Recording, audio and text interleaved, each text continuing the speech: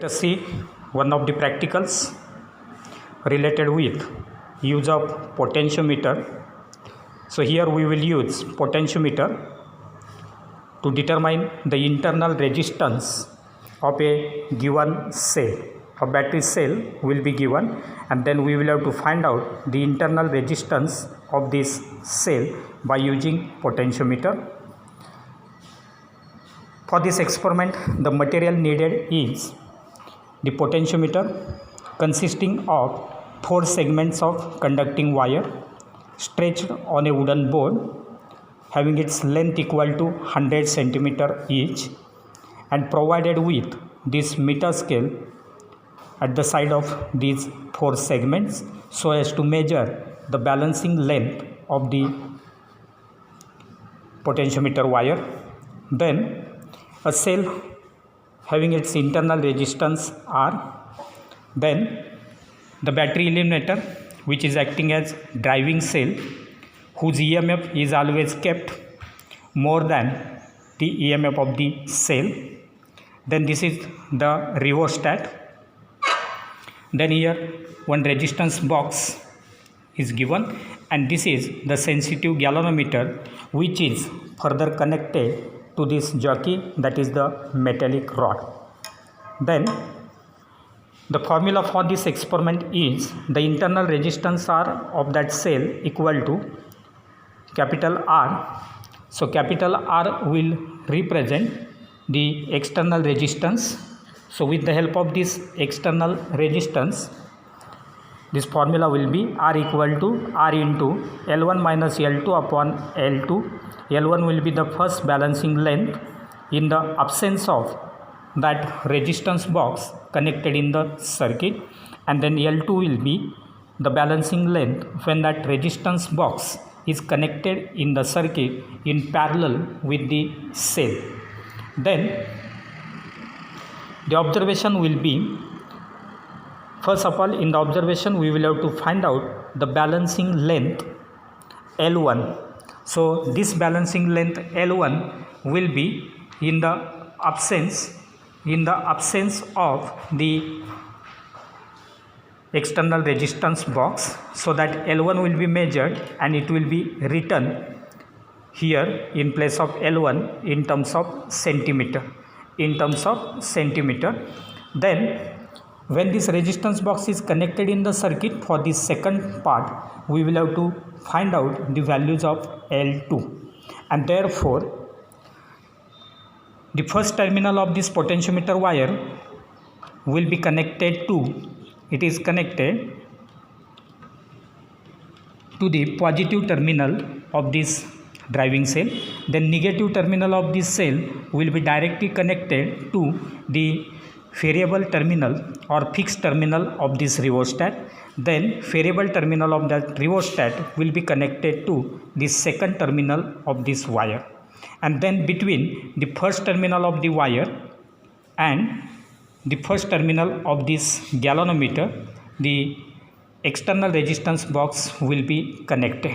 Now in the absence of this external resistance box, to find out the length L1, we will have to connect the cell between the two terminals, that is from the first terminal of the wire and first terminal of this galvanometer. Between these two we will have to connect that cell, and then this jockey will be slided or touched at different points along the length of this potentiometer wire so that we will get the balancing length.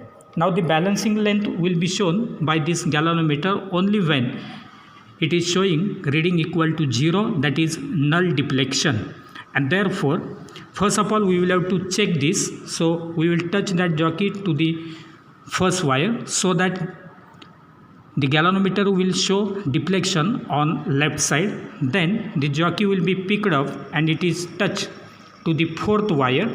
At that time the galvanometer is showing deflection on right side, and therefore our connections are proper. And now let us find the first balancing length L1 so that this jockey will be now slided along the length of this wire. So that pointer of the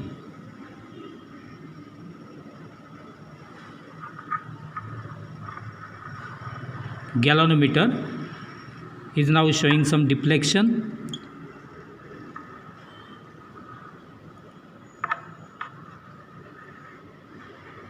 So like this, that pointer will show now 0 deflection, that is null point is obtained here, and this length is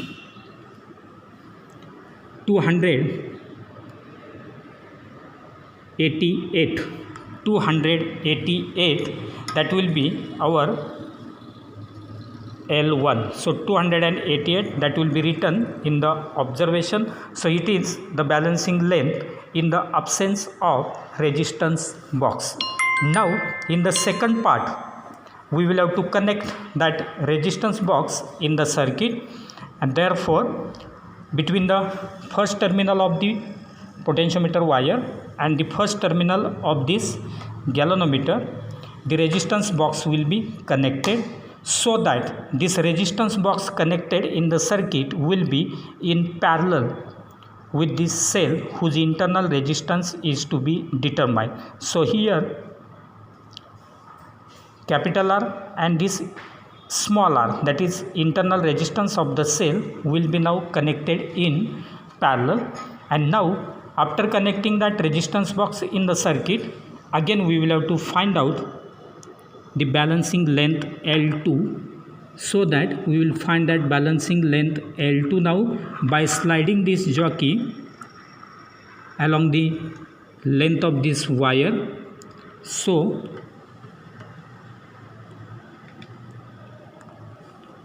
like this, that jockey will be slided along the length of the wire, and then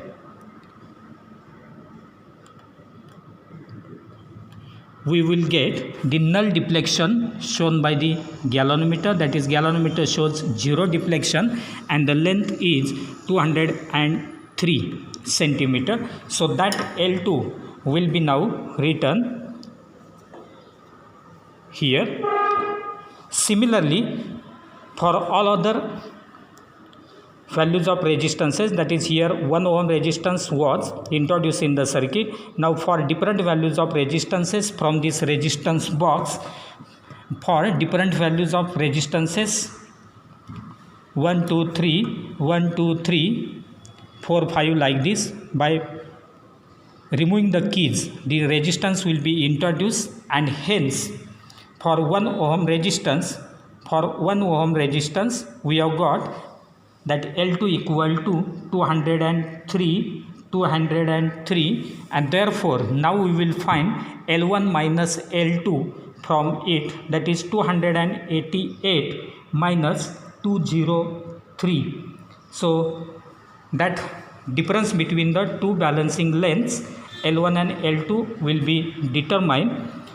That difference comes out to be, that is 288 minus 203, and that difference will be equal to 75. So it will be 85 instead of 75, it will be 85. So 288, that is L1, minus this L2, that is 203, so that will be equal to 85 centimeter. So like this, for all the values of these resistances 1 2 3 4 and 5, L1 minus L2 for all them will be calculated, and it comes out to be then L1 minus L2 for all these 5 readings. Then find out its mean, then that mean value of L1 minus L2 will be kept here